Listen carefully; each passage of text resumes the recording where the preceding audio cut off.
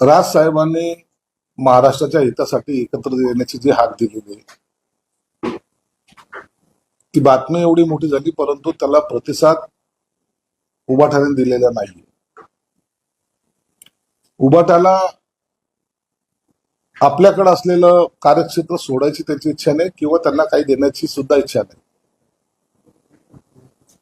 संजय राऊतने जे आज सोशल मीडियाच्या माध्यमातून काढून टाकलं ते जर तुम्ही पाहिलं तर तुम्हाला आताही हसू येईल, पोट बजारून तुम्ही हसाल. निश्चित पहा, 2.5-3 वर्षापूर्वी त्याच्या बुडाला जी आम्ही आग लावली होती त्याचा जाळ आताही निघतोय.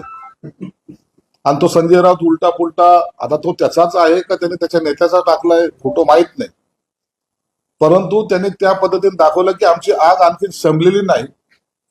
आता हे नवीन युतीचं त्रांगडं आम्हाला नको, असं कदाचित त्याचा संदेश देण्याचा प्रयत्न असावा.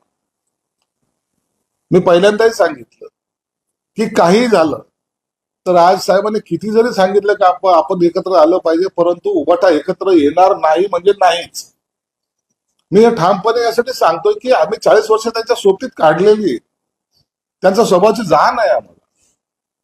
कुणाला सोडायचं आणि कुणाला धरावं ही दुधा मनस्थितीमध्ये ते आजही आहेत. आणि आता जर सोडलं मग शिंदेच्या भूमिकेला आमचा पाठिंबा दिल्यासारखं होईल, त्याचं मत आपण ग्राह्य दिल्यासारखं होईल. म्हणून पिछे हटही नको आणि युतीही नको, या भूमिकेत ते आहेत. 2 दिवसाच्या त्या बातम्या होत्या, आता त्याच्यावर पूर्णविराम पडेल आणि यापुढे त्या युतीच्या चर्चा होणार सुद्धा नाही. राज ठाकरेंनी एक मत व्यक्त केलं आहे, त्यांच्या मनात काही विचार पक्के असल्याशिवाय असे मत व्यक्त करत नसतात. राज ठाकरेंचा संदेश म्हणजे तुमच्या जे काही शिंदे गट आहेत त्यांच्या अनुयायांना कळत नसेल. राज साहेबांचा काय संदेश आहे तो आम्हाला चांगल्या प्रकारे कळतो. आम्हाला त्यांची जाणीव आहे. राज साहेब हे आमच्या सर्व लोकांशी सुद्धा संपर्कात असतात, आम्ही त्यांच्या संपर्कात असतो. एक आमचं नातं आम्ही आजही टिकून ठेवलेलं आहे. म्हणून राज साहेबांचा संदेश न कळणारे एवढे आम्ही दुधखोळे नाही. एकनाथ शिंदेची काय सध्या राज ठाकरे टिप्पणी केली तर संजय राऊत म्हणाले की आज तुमच्या बुडाला आग लागली, उद्या प्रत्यक्षात युती झाल्यावर काय स्वतःला जाळून घ्या. तुम्ही एकदा युती तर करा ना. आत्महत्या करायचा वेळ कुणाकुणावर येणार आहेत ना, ते तुम्हालाच कळेल. 1 नंबर आत्महत्या कोण करेल, 2 नंबर कोण, हे सगळं जे आत्महत्या करणाऱ्यांची लाईन आहे ना, हेच लोक युती होऊ देणार नाहीत. ही चांडाळ चौकडी कधीच युती होऊ देणार नाही. मी हे वारंवार सांगतो. हे आमच्या अनुभवातून राजकीय जीवनातला जो काही थोडा बहुत अनुभव आम्हाला आहे आमच्या पाठीशी, त्यानुसार हे कधीच युती होऊ देणार नाही. युती झाली तर स्वतःचं अस्तित्व संपेल अशी भीती यांच्या मनामध्ये आहे. आणि या भीतीपोटीच नेतृत्व करायचे गुण ज्याच्यामध्ये नसतात त्याला भीती वाटत असते आणि त्या भीतीपोटीच हे युती होऊ देणार नाही. एक लक्षात घ्या की राज साहेबांनी पक्ष स्वतःचा निर्माण करून गेली 19-20 वर्ष त्यांचा पक्ष सांभाळलाय, चालवलाय. हे मान्य करावं लागेल. कुणाचाही सपोर्ट नसताना एवढं वर्ष पक्ष सांभाळणं आणि चालवणं, याला हिंमत लागते. वारसाच्या नावाखाली पक्ष चालवल्यानंतर काय गत होते हे तुम्ही पाहताय. तुम्ही युती होत नाही असं ठामपणे सांगतो. 100% युती होईल. पण संजय राऊत असं म्हणतात की आम्ही काँग्रेस राष्ट्रवादी प्रचंड टीका केली, परंतु एकत्र यायचे ठरवलं आम्ही भूतकाळात डोकावलो नाही.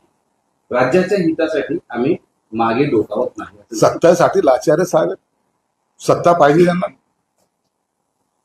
बाळासाहेबांच्या भाषेमध्ये जर उत्तर दिलं ना तर यांना कळेल. यांना सत्तेसाठी प्रत्येकाच्या दारोदार फिरणारे लाचार तुम्ही लोक. तुम्हाला कसली आली ना मानसिकता, नैतिकता आहे तुमच्याकडे काही?